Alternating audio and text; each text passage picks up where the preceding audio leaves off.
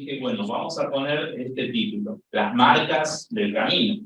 Y el tema que vamos a estar tratando va a ser temor y confianza. Las marcas del camino. A ver, uno piensa con las marcas de un camino como si fuese una ruta o un terreno en que va y que quizás vemos pisadas de personas, quizás vemos pisadas de animales, quizás vemos las marcas de un auto o de un vehículo.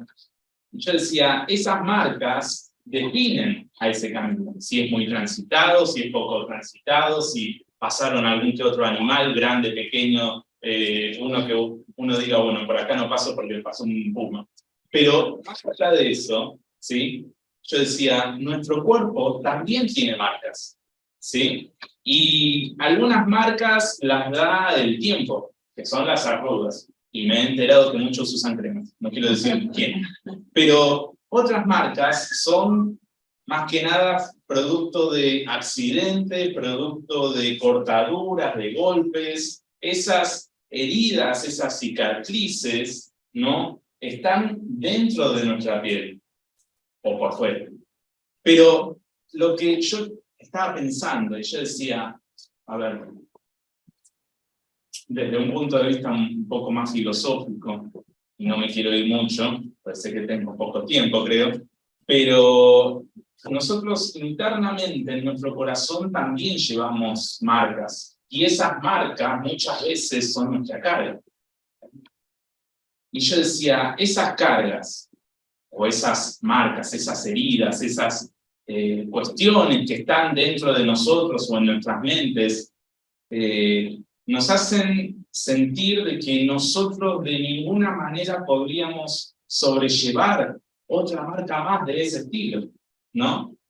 Entonces, cualquier marca, cualquier cicatriz, cualquier herida exterior o interior, plantea que algo nos ha sucedido, plantea que algo nos ha hecho sufrir.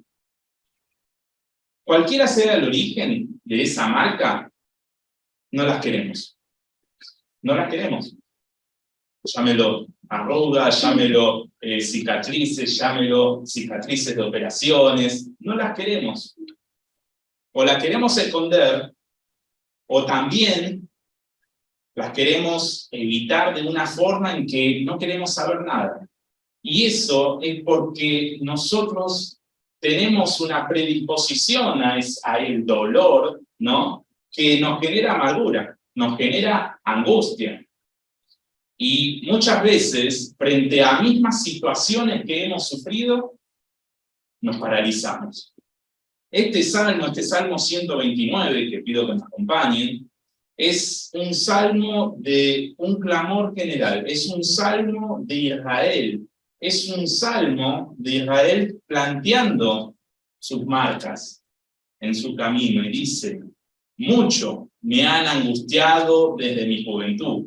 Puede decir ahora Israel, mucho me han angustiado desde mi juventud, mas no prevalecieron contra mí.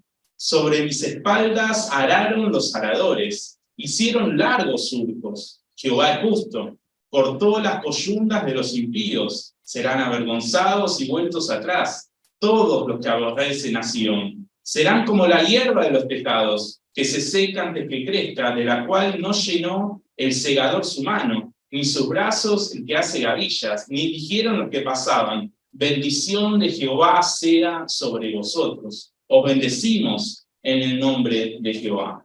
Este salmo, este clamor general de todo este pueblo, de todo Israel, que acababan de salir de la cautividad. Acababan de salir de la cautividad de Babilonia y miraban atrás. Y en el versículo 1 dice, mucho me han angustiado desde mi juventud. Puede decir ahora Israel. Ellos ya estaban mirando hacia atrás y decían, wow, cuánto me han angustiado desde mi juventud. Y es verdad, porque esta nación, a pesar de que era la nación escogida de Dios, a pesar de que era la nación en donde Jehová había puesto su corazón, ¿sí?, había tenido un montón de enemigos. Y si repasamos un par, Egipto, Moab, Filistea, los amonitas, los edomitas, los asirios, Babilonia, y yo decía, ¿cuánto sufrió esta nación? Y muchas veces, hay que recalcarlo, muchas veces esta nación ha sufrido por las decisiones que ha tomado, ¿no? Son consecuencias las marcas que ha tenido, y otras es para que Dios y su providencia haya cumplido su propósito. Y yo decía, y pensaba, ¿no? Yo decía, los guerreros, ¿no? Los guerreros, la piel de los guerreros, la piel de los que batallan constantemente, que diariamente o todo lo que es un año están yendo a la guerra, están yendo a las batallas, están así. Y yo decía, la piel de esos guerreros tiene montones de heridas, tiene montones de cicatrices, algunos tienen miembros amputados. O sea, esto es lo que estaba sufriendo Israel. Esas cicatrices muy seguramente le hayan provocado dolor, angustia, y por eso dicen, mucho me han angustiado desde mi juventud. Puede decir ahora Israel, mucho me han angustiado desde mi juventud. Y yo pienso mucho, y decía, nadie está preparado para sufrir. Nadie nace preparado para sufrir. Porque si nos ponemos a pensar, rechazamos el dolor, el sufrimiento, la angustia. Cada vez que oímos esas palabras, cada vez que escuchamos que alguien dice estoy angustiado, estoy atemorizado, o directamente tengo dolor, uno hace como que nos invade una sensación amarga, nos invade una sensación de tristeza y también de temor a que no nos pase eso, ¿no? Hay veces que veo, ¿cómo se dice? Quemaduras de aceite, ¿sí? Quemaduras grandes de aceite. Y digo, que no me pase eso a mí. Y cada vez que veo la milanesa digo, no, le temo al aceite, ¿no? Pero desde niños también nos pasa esto. Desde niños nos golpeamos un poquito y ya lloramos desconsoladamente. No hay quien nos pare. Un poquito más jóvenes, quizás resistimos un poquito más el dolor, pero no es que vamos en búsqueda del dolor. Ya un poco más adultos, o más viejitos, podríamos llegar a decir, sabemos que una herida trae muchas consecuencias. Entonces, las evitamos. En definitiva, nadie quiere tener heridas, nadie quiere sufrir. Pero este versículo, el versículo 1, dice que desde que nació esta nación, desde que comenzó a levantarse, mucho la han angustiado desde su juventud, pasando ya por mucho sufrimiento y teniendo ya tantas heridas, tantas cicatrices, que ahora puede decir y mirar hacia atrás y decir, mucho me han angustiado desde mi juventud. Y no es una mera expresión, porque yo quizás lo estoy repitiendo y dicen, se perdió. No me perdí. Mucho la han angustiado desde su juventud. Y esta expresión no era una expresión de que, bueno, ya está, ya pasó lo malo, ya pasó, no voy a sufrir más. No era una expresión que tenía Israel de que no iba a sufrir más, sino que era una expresión que va concadenada al versículo 2, porque si vemos el versículo 2, dice, mucho me han angustiado desde mi juventud, y está repitiendo, y dice, mas no prevalecieron contra él. Ellos estaban teniendo un entendimiento que ese sufrimiento, esas heridas que podían ver del pasado, ya tenían a alguien que los iba a proteger, y ese alguien era Jehová. Ahora, lo que me gusta un poquito de historia. Cada una de estas naciones enemigas, cada una de estas naciones que han puesto la mano, ¿sí?, su mano sobre Israel, cada una ha tenido su castigo, ¿sí? Y el Señor lo ha permitido, ¿no? Ha permitido que estas naciones hayan puesto su mano sobre Israel. Y si vamos un poquito más a la historia, y así rápidamente, vemos Egipto, el Señor permitió que Israel fuera esclavo de ellos. Pero cuando se empezaba a cumplir su propósito, no solo libera a su pueblo amado, sino que también castiga a Egipto. de tal manera que todos los primogénitos de allí mueren. Edom, uno de, podríamos decir, la nación más hermanada que podría llegar a tener Israel, porque Esaú era como el patriarca, por así decirlo, de Edom, ¿sí? Era el hermano de Jacob, uno de los patriarcas de Israel. Y cuando en una parte de la historia Israel está en el desierto y quiere pasar por tierras de Edom, y Edom dice, no, por acá no van a pasar, y si llegan a pasar nosotros los vamos a perseguir armados, ¿sí? Y uno dice, ¿por qué Israel tiene que sufrir todo eso encima de una nación que podrían ser primos, podrían ser hermanos? Pero el Señor es claro en su sentencia, ¿no? Y esto está bien de Israel ahora con este salmo. El Señor es claro en su sentencia, porque en el libro de Jeremías dice que Edom va a ser asolado, va a ser totalmente desértico. Y Babilonia, con el tan temido Nabucodonosor, un día fue vencida. Así acontece y va a acontecer contra todos los que pretendan ser enemigos de Dios. Entonces, yo siempre me hago preguntas y es como que a mí las preguntas me sirven. Entonces, ¿hay algún enemigo que se oponga frente a Dios y tenga victoria? La respuesta es clara, la respuesta es no. Quien es enemigo de Dios no encontrará la victoria y por ende nosotros, sus hijos, tendremos victoria frente a aquel enemigo. Pero esto es todo muy lindo, muy color de rosas, ¿sí? Pero yo decía, ¿y por qué no tenemos vidas consagradas a Dios? ¿Por qué no tenemos vidas consagradas a Dios? ¿Por qué no entregamos confianza nuestra en un montón de áreas hacia Dios? Si ningún enemigo, si ninguna cosa puede hacernos daño, si ninguna cosa que nos acontezca, de alguna forma, es como que decimos, yo estoy del bando de Dios, yo estoy del equipo de Dios, yo estoy del equipo de Jehová. Pero, ¿por qué no llevamos vidas consagradas a Él?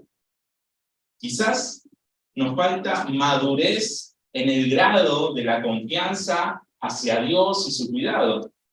Estos israelitas, con esta frase diciendo, el versículo 2, mucho me han angustiado desde mi juventud, mas no prevalecieron contra mí, estaban teniendo un grado excepcional de confianza.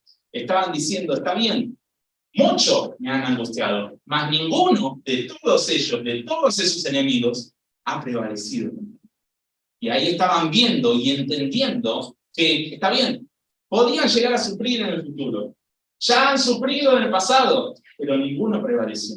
Y estaban recién ahí entendiendo esto. Y este grado de confianza lo veo parecido a lo de su patriarca Abraham. Abraham, luego de tantas idas y vueltas, luego de tantas cosas que ha pasado, cuando nace su hijo Isaac, Dios le dice, entregar un sacrificio. Ese hijo amado, ese hijo tan esperado, ese hijo que decía, lo anhelo, con todo mi corazón lo anhelo. Un día el Señor se lo pide para que lo entregue en sacrificio. Y sin dudarlo, Abraham sube al monte con Isaac y lo va a entregar a sacrificio. ¿Por qué? Porque él ya tenía un grado de madurez tan excepcional que decía, yo pongo la confianza en Jehová. Si Jehová me pide que haga eso, yo lo voy a hacer. No voy a decir, mi hijo, lo que tanto esperé, me lo prometió y ahora me lo quiere sacar. Ningún cuestionamiento. Él fue y quiso entregar, bueno, ya sabemos la historia, ¿no? Sabemos que no lo entregó, pero él ya se disponía a entregarlo a Isaac. Esta madurez en la confianza es parecida también a lo que vemos con Pablo y Timoteo. En 2 de Corintios, si no hace falta que lo busquen, en 2 de Corintios capítulo 4, desde el versículo 7, Pablo les dice, pero tenemos este tesoro en vasos de barro, para que la excelencia del poder de Dios, para que la excelencia del poder sea de Dios y no de nosotros, que estamos atribulados en todo, mas no angustiados, en apuros, mas no desesperados, perseguidos, mas no desamparados, derribados, mas no destruidos, llevando en el cuerpo siempre por todas partes la muerte de Jesús, para que también la vida de Jesús se manifieste en nuestros cuerpos. Porque nosotros que vivimos siempre estamos entregados a muerte por causa de Jesús, para que también la vida de Jesús se manifieste en nuestra carne mortal, de manera que la muerte actúa en nosotros y en vosotros la vida. Las marcas que estaban teniendo en esta situación Pablo y Timoteo muestran también el nivel del grado de madurez que habían alcanzado. No tenían ya temor a lo que le iba a acontecer, porque fíjense, dice, estamos atribulados en todo, mas no angustiados. En apuros, mas no desesperados. Perseguidos, pero no desamparados. Derribados, pero no destruidos. Fíjense este grado de confianza, ya no tenían temor a lo que les iba a acontecer, porque querían seguir compartiendo de Cristo, pese al encarcelamiento, pese a las burlas, pese a los cuestionamientos, pese a los sufrimientos físicos que podrían llegar a tener. Estas marcas también las vemos en este Salmo 129. Si volvemos, si es que han ido a Corín, el versículo 3 dice, del Salmo 129, sobre mis espaldas araron los aradores, hicieron largos surcos. No sé si llegamos a imaginar el grado de este verso. Sobre mis espaldas araron los aradores, hicieron largos surcos. Imaginemos nuestra espalda, que venga un arador y con el rastrillo. Espalda, rastrillo, ¿sí? Lo vamos a graficar un poquito. Y que venga. Yo le hago esto a los chicos en la clase, por eso se ríen. Y no solamente eso nos rompería la piel, sino también la carne. Y empezaríamos a sangrar, a brotar tanta sangre, ¿sí? Tanta sangre, y lo digo de vuelta, tanta sangre, que nos va a doler de una forma que nunca nos vamos a olvidar de eso. E Israel estaba diciendo esto, sobre mis espaldas araron los aradores, hicieron largos surcos. ¿Cuánto miedo a sufrir tenemos cada uno de nosotros? ¿Cuánto miedo tenemos a la angustia, siquiera, ¿no? Un poquito de angustia ya decimos, no quiero saber nada. No quiero saber nada, que se arregle. No quiero saber nada, yo evito todas estas cosas, no quiero angustiar, no quiero saber. Y hacemos estas cosas, y seguidamente. ¿Cuánta falta de madurez tenemos? ¿Cuánta falta de confianza hacia Dios tenemos? ¿Cuánta falta de fe tenemos? Que no hacemos todo lo que podríamos llegar a hacer para Cristo. Ahora, quizás nos conformamos con venir los domingos, con venir los jueves, quizás nos conformamos con memorizar un versículo, quizás nos conformamos con alguna actividad que pueda hacer la iglesia y está perfecto. Eso está perfecto de que podamos participar, pero nos conformamos en eso. Pero cuando, por ejemplo, hay que ir al evangelismo, tememos a la burla, tememos a la crítica, tememos a las heridas que puedan provocar quienes desechan el evangelio. Cuando debemos compartir el evangelio en nuestros hogares o en nuestros lugares de trabajo, tememos el rechazo. Cuando debemos tomar decisiones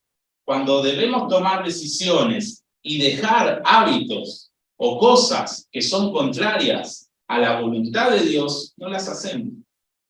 Y en estas ocasiones tenemos mucho más valor de contrariar a Dios que de contrariar a los hombres. Y yo decía, qué contradictorio que es, ¿no? Tememos al mundo y lo que ellos puedan hacernos o pensar de nosotros, pero no tememos siquiera cuando pecamos. No tememos siquiera cuando elegimos torcer las escrituras para decir, bueno, no, Dios no dice tan así las cosas.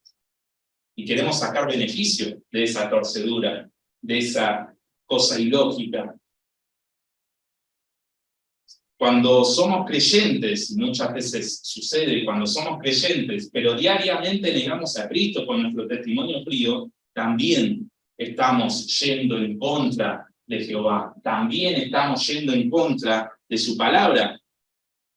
Somos totalmente contradictorios, ¿no? Somos, a ver, ¿cómo decirlo?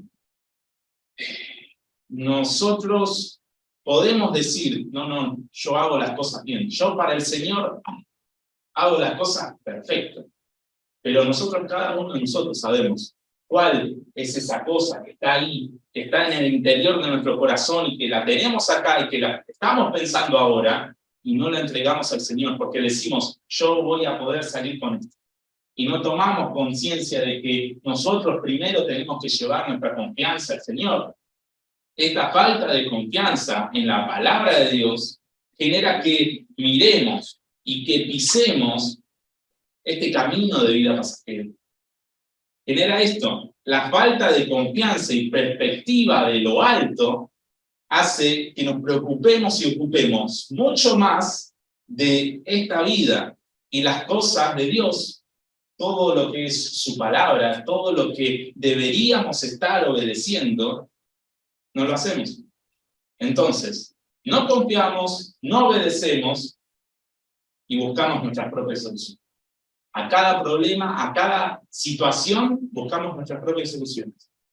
El remanente de Israel, y también Pablo y Timoteo y otros, a lo largo de las Escrituras, ya habían estado en múltiples tribulaciones, pero podían estar confiados en que Dios tiene el control y ellos solo debían obedecer, porque cuando Israel está clamando y diciendo, mucho me han angustiado desde mi juventud, puede decir ahora Israel, es porque ya estaban viendo el pasado, ¿sí? Y ahora estaban puestos y diciendo, yo lo único que tengo que hacer es obedecer a Jehová. Yo lo único que tengo que hacer es obedecer a Jehová. Y en este caso, era obedecer en la reconstrucción del templo. Pablo y Timoteo, ellos, cuando decían, estamos atribulados, estamos en apuros, pero no estamos angustiados. Ellos decían, está bien, vamos a sufrir, vamos a seguir sufriendo, pero nosotros tenemos que obedecer a Dios y tenemos que seguir compartiendo de Cristo. Y es cierto, esta madurez no es de un momento a otro. No piensen que es mágico decir, bueno, Señor, ya estoy maduro. De ninguna manera, ni que fuéramos fruta, ¿sí? Los israelitas tuvieron que darse golpe tras golpe, ¿sí? Golpe tras golpe de su desobediencia, ¿sí? Pablo tuvo que soportar cuestionamientos sobre su testimonio, su vida, luego de exhortar a los hermanos en Corinto, a los que quería ayudar y después tuvo que continuar pese a estar encarcelado y golpeado en múltiples ocasiones.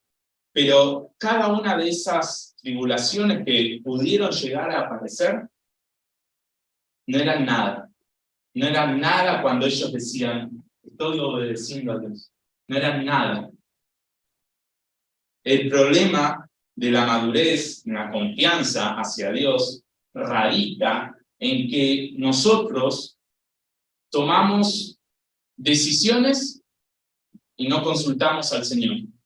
Y es más, radica en que nosotros no conocemos por completo a nuestro Señor. No nos tomamos el tiempo y la dedicación de conocerlo. Porque si supiéramos cada uno de sus atributos y descansáramos en los atributos del Señor, tendríamos mayor grado de confianza.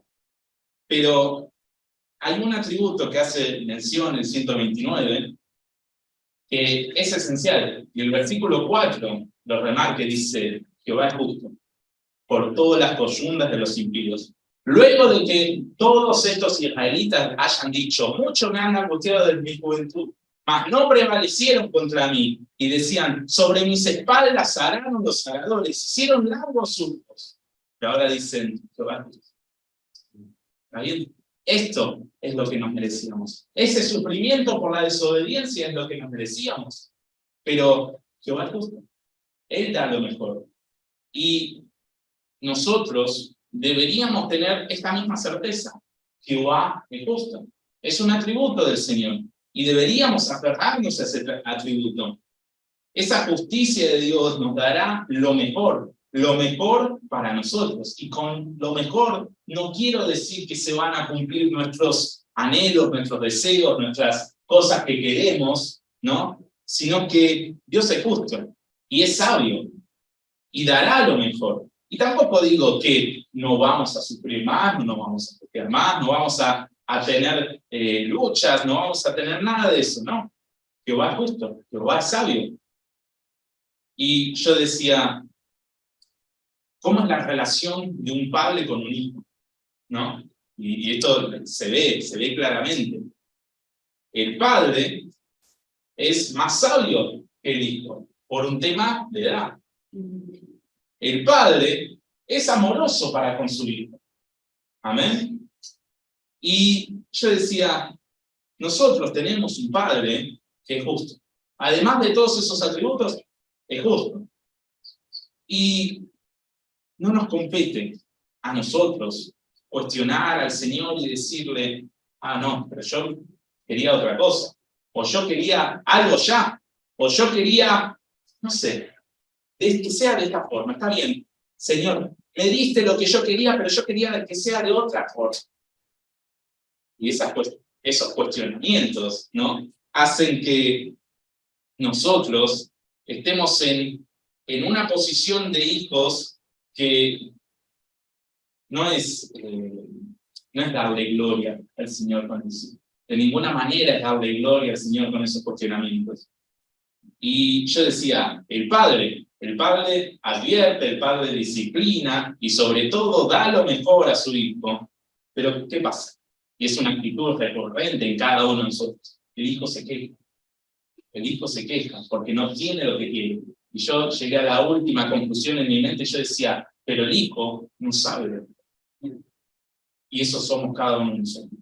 Somos como niños muchas veces en ciertas áreas de nuestra vida y que no sabemos lo que queremos, pero lo queremos. No sabemos cómo lo queremos, pero lo queremos de una cierta forma. No sabemos, ¿sí? No sabemos cuándo lo queremos, pero lo queremos ya. Como todo chico, quiere a todo ya. No le interesa el tiempo. Vos le decís, espera una semana, no, ya. Y es así. Pero Jehová es justo. Nuestro Padre es justo, nuestro Padre es sabio, nuestro Padre es amoroso y misericordioso para cada uno de nosotros. Y como hijos, seguramente hemos alcanzado grados de confianza en ciertas áreas, diciendo, bueno, el Señor me ayuda, me protege, me cuida, ¿sí? Quizás con la estabilidad laboral, ¿no?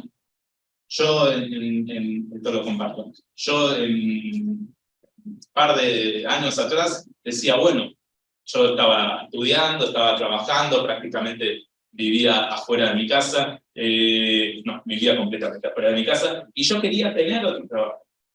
O sea, no sabía lo que estaba pidiendo, ¿sí? Pero yo lo quería. Y yo me acuerdo que cuando lo compartían en los jueves de oración, me decían, vos estás loco.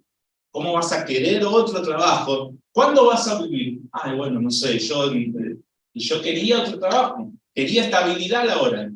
Y después dije, no, el Señor me va a dar la estabilidad laboral cuando Él lo quiera, de la forma que Él lo quiera, si es en este trabajo o si es en otro. Y el Señor logró. Pero ¿cuántos golpes me he dado? ¿Cuántos golpes a mi cabeza dura me he dado? Quizás digamos esto mismo de la economía. Y digamos, bueno, yo cobro un sueldo, pero quiero más plata. Y bueno, voy a salir a trabajar para conseguir más plata. Y porque me quiero ir de vacaciones, quiero comprarme esto, quiero tener un televisor, ¿cómo es? Un Smart TV, quiero tener esto. Pero no sabemos lo que pedimos, porque somos niños que no sabemos. Y nosotros tenemos que tener plena confianza en nuestro Padre y decir, bueno, va a dar lo mejor. Ahora,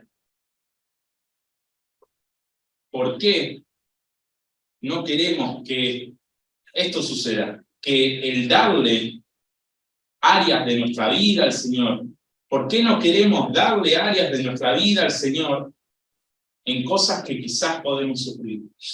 ¿Por qué? Y muchas veces nos pasa y decimos, bueno, no le quiero dar esto porque en verdad yo quiero tener el control. Y es como que estamos tironeando de un mantel y diciendo, bueno, voy a tener el control de alguna forma en esto, pero ¿eso es lo que nosotros deberíamos llegar a hacer?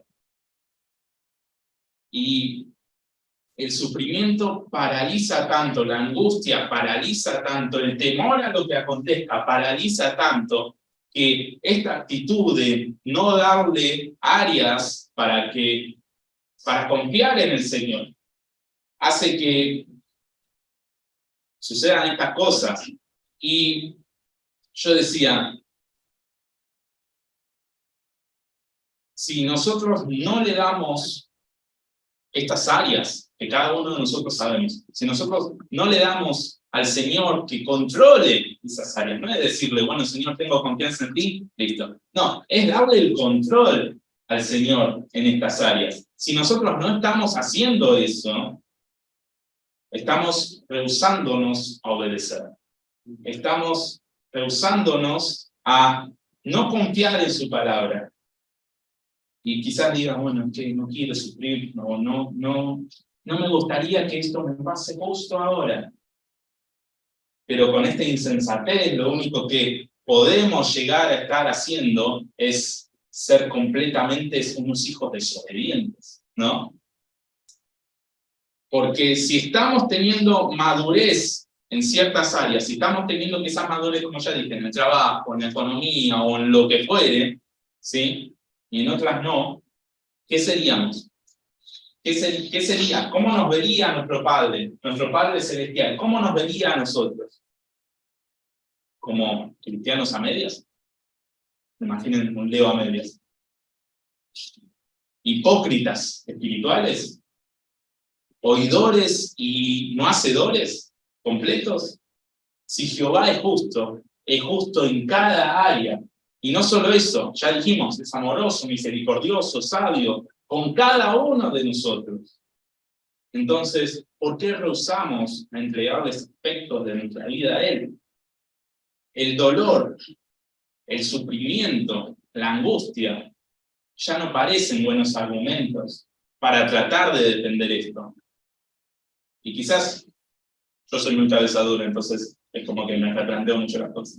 Quizás sigan diciendo, bueno, no puedo entregarle al Señor mi economía, porque tengo muchas cosas que pagar. Tengo mucho que trabajar para mi provisión. No quiero ir a la quiebra. Quizás el Señor quiera que vayas a la quiebra, para que vos estés aprendiendo y madurando en su confianza. No lo sé, yo no lo puedo afirmar. Quizás digas, no puedo entregarle al Señor mi familia, porque tengo miedo de lo que les pueda llegar a suceder. Entonces me ocupo y me preocupo por trabajar un montón y tener el mejor plan de salud para ellos. Quizás digas, no puedo entregarle al Señor mi familia desde un lado más espiritual, porque soy muy repetitivo con la palabra de Dios. Ya los canso tanto que ya me llegan a decir, bueno, ya está, basta. Si vas a venir acá, no quiero saber nada de Dios.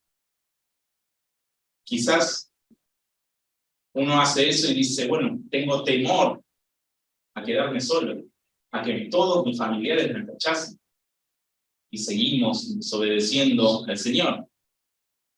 Y quizás digamos, no puedo entregarle al Señor un servicio completo a Él, porque la verdad no sé si es real lo que dicen, que puedo llegar a encontrar alegría y regocijo al servirle. Entonces mejor me conformo quedándome en mi casa, yo sé cómo puedo encontrar alegría y regocijo pasajero. Y puedo tener el tiempo para mí. Total, ya soy salvo. Ya el Señor me salvó, ya está, no necesito hacer más. Gran error es ese. Hay muchas contradicciones en nuestras vidas cuando rehusamos entregarle al Señor cada aspecto de ella. La madurez no depende de lo que pensemos, sino de lo que confiemos.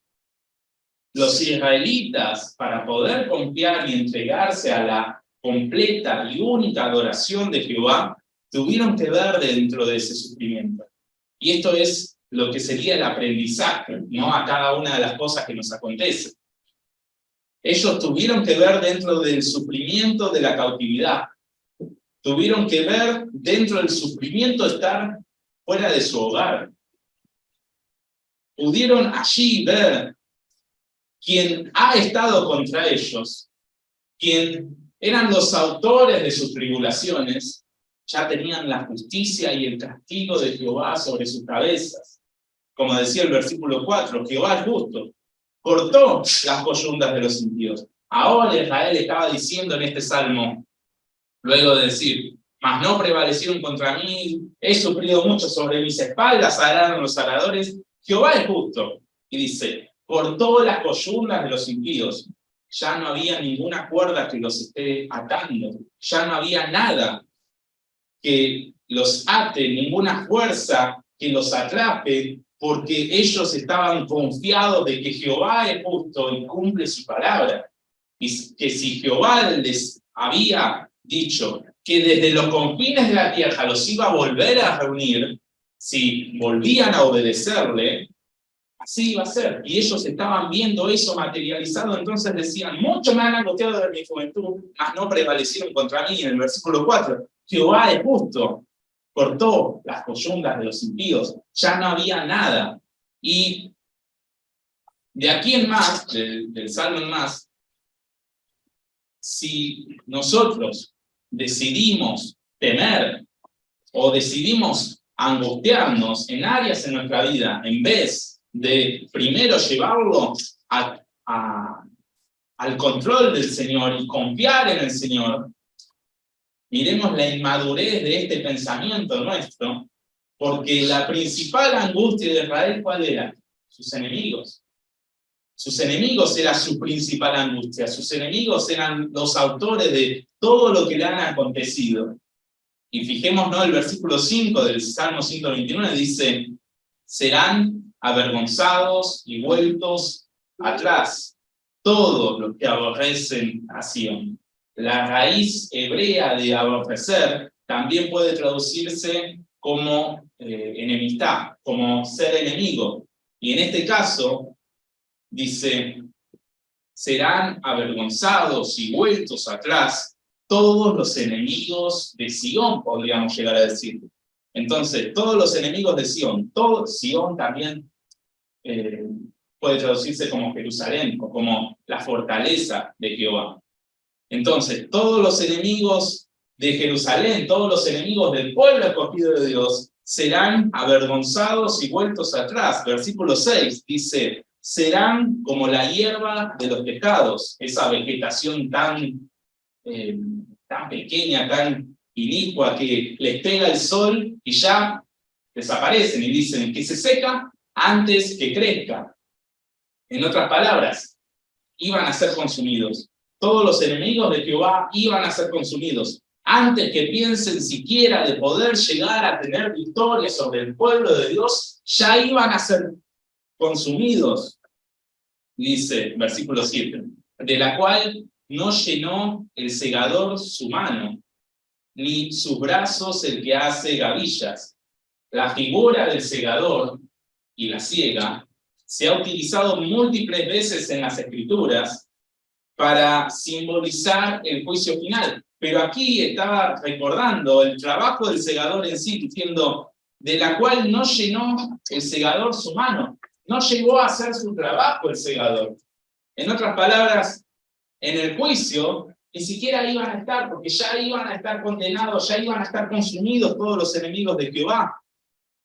Y dice, ni dijeron los que pasaban, bendición de Jehová sea sobre vosotros, os bendecimos en el nombre de Jehová. Y uno dice, ¿qué quiso decir? Y lo estuve estudiando, gracias a Dios, y pude encontrar que esta referencia era algo habitual entre quien pasaba y quien estaba trabajando quien estaba cegando. El libro de Ruth cuenta que Booz dice que vino de Belén y estando los segadores, él les dijo, Jehová sea con vosotros. Y los segadores dijeron, Jehová te bendiga. Era común hacer eso entre los que pasaban y los que estaban trabajando. Entonces, acá está diciendo, me dijeron los que pasaban, bendición de Jehová sea sobre vosotros, os bendecimos en el nombre de Jehová. Ni llegaron a decir la bendición, ni llegaron a decir nada, porque estos enemigos que eran la preocupación de Israel, ya estaban totalmente consumidos, ya no eran nada.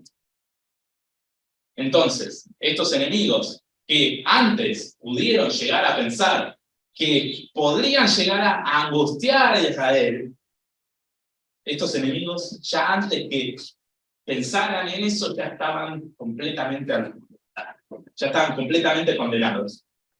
La posible angustia o temor de este remanente de Israel ya no era tan grande. Si nos ponemos en perspectiva de este aprendizaje que estaban teniendo ellos, porque era un aprendizaje el decir, está bien, todos los enemigos que me han angustiado han tenido su condena. Entonces Jehová, que es justo, y si yo le obedezco, estaba diciendo Israel, van a estar condenados, cualquiera que me pueda llegar a angustiar. Ese aprendizaje lo estaban teniendo ahora. Ahora nosotros tenemos que tener ese aprendizaje. En cada una de nuestras áreas, en cada una de nuestras cosas, que no confiamos completamente en el Señor, tenemos que decir, si yo obedezco al Señor y si yo le dejo el control al Señor, ¿puedo llegar a angustiarme? Sí. Pero no voy a estar completamente angustiado. Es cierto, es difícil confiar cuando hay dolor, cuando hay angustia. Pero el ejemplo de Israel que ha sido angustiado, que ha sufrido, el ejemplo de Pablo y de otros, nos hacen ver de que cualquier cosa que acontezca en nuestro porvenir, en nuestra vida, debemos confiar en Dios, en su justicia, ya que Él nos cuida y nos protege y nos da lo mejor siempre. Quizás podamos llegar a decir, bueno, a ver, Israel pasó muchos años, desde que nació, que está diciendo, desde su juventud, desde que nació, hasta que pudo llegar a pensar eso, a aprender eso, ya han pasado muchos años, diciendo, no esperes mucho de mí, hermano, porque yo, está bien, tengo una vida acotada, no puedo llegar a ser tantos años como una nación. Quizás digas eso también de Pablo, diciendo, bueno, es que fue un gran hombre, fue muy disciplinado, muy obediente, se le hizo completamente fácil confiar en el Señor. Y la verdad es que Pablo y otros hombres a lo largo de las Escrituras eran hombres simples y comunes como cada uno de nosotros. La única diferencia que podían llegar a tener era que tenían un corazón totalmente dedicado al Señor. El confiar, es cierto, no es sencillo, pero tampoco es algo imposible, porque no confiamos en un Dios de piedra, un Dios que no oye, que no nos ve, que no tiene poder. Estamos depositando nuestra confianza en el Dios Todopoderoso, que nos escucha, que nos ve, que sabe el interior de nuestro corazón y lo que sufre ese corazón. Tampoco, quiero hacer una aclaración, tampoco es confiar, es ser tipo kamikaze, ¿sí? ¿Conocen la expresión? Tipo de, bueno, no sé, mis finanzas son acotadas, pero bueno, vamos de restaurante todos los días con todos los hermanos. Tampoco así, ¿sí? ¿Por qué? Porque eso es ser imprudente. Proverbio 22 dice, el avisado ve el mal y se esconde, mas los simples pasan y reciben el daño. El Señor no quiere que seamos simples, quiere que seamos prudentes, pero también quiere que confiemos en Él. Ahora, si ya eres un hijo de Dios, si ya le has entregado algo tan preciado que es tu alma, para que Él la cuide, la proteja por toda la eternidad, ¿por qué rehusas entregarle cosas pasajeras como es tu cuerpo, tu salud, tu economía, tu trabajo, tu familia. ¿Por qué? Porque si le has dado ya algo tan importante y tan difícil de cuidar como es un alma, porque de ninguna manera yo he visto por la calle aseguradoras de almas, de ninguna manera, pero el Señor sí lo puede hacer. Y si ya le has entregado eso, ¿cómo no así le darás lo que no es importante ni preciado, que es importante y preciado para ti, pero no tiene ese valor que es el alma? Debemos examinarnos y decir con toda humildad, no estoy dejando este área de mi vida al Señor, y comenzar a confiar en Él. Quizás suframos, quizás nos angustiemos, o pasen cosas que nos lastimen, pero estamos obedeciendo al Señor, y podemos decir como el remanente de Israel, podemos decir como ellos, diciendo, mucho me pueden llegar a angustiar en este área, mucho me puedo llegar a entristecer, mucho temor puedo llegar a tener en este área de mi vida, pero esa angustia no prevalecerá, ese temor no prevalecerá, porque estoy confiando en el Señor. Y si yo obedezco y confío, el Señor, vuelvo, da lo mejor. Y también, recordando algo importante, el Señor nos dio la salvación para que nosotros le demos gloria a Él. Y debemos hacer como Pablo. Y hoy, en las peticiones y a lo largo de cómo se iba generando la reunión, si no me equivoco, Javi estaba también diciendo, estamos en un tiempo como de calma.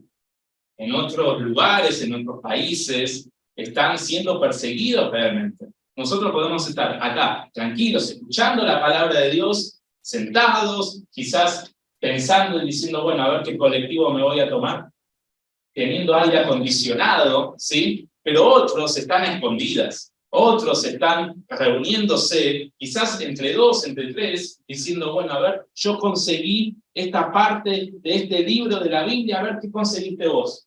Nosotros tenemos la palabra de Dios completa, la podemos leer en nuestras casas, la podemos leer en nuestros celulares, ¿sí? El Señor nos dio ese regalo tan preciado que es la salvación, para que busquemos darle gloria a Él. Y en ese buscarle darle gloria, vamos a tener oposición, vamos a tener angustia, vamos a tener tribulaciones, nos van a acontecer cosas que no queremos, pero tenemos que hacer como Pablo, que en 2 Corintios 4, 7, desde el versículo 7, sí, desde el versículo 8, dice, ellos que estaban ya dándole todo al Señor, decía, estamos atribulados en todo, mas no angustiados, en apuros, mas no desesperados, perseguidos, mas no desamparados, derribados, pero no destruidos. Tratemos y hagamos la diferencia. Si nosotros confiamos en el Señor, si nosotros confiamos en nuestro Padre, vamos a obtener grandes cosas, ¿sí? Así que hagamos esta diferencia y seamos cada día, cada uno de nosotros, hombres y mujeres, que busquen estar más consagrados a Dios y llevando, como decía Pablo, este tesoro en vasos de agua. Vamos a ver. Amado Padre, te doy gracias, Señor. Gracias, Señor, de poder mostrarme esto, Señor. De poder mostrarme primeramente a mí este salmo, esta bendita palabra, Señor, para que la pueda poner por obra, Señor. Y te ruego que tengamos corazones, Señor, y que prontamente podamos buscar dentro de él y examinarnos y ver qué áreas, Señor, no tenemos, Señor, puestos la confianza en ti, para que prontamente podamos hacerlo, Señor, y así poder regocijarnos en ti. En el precioso nombre de Cristo. Amén. Gracias.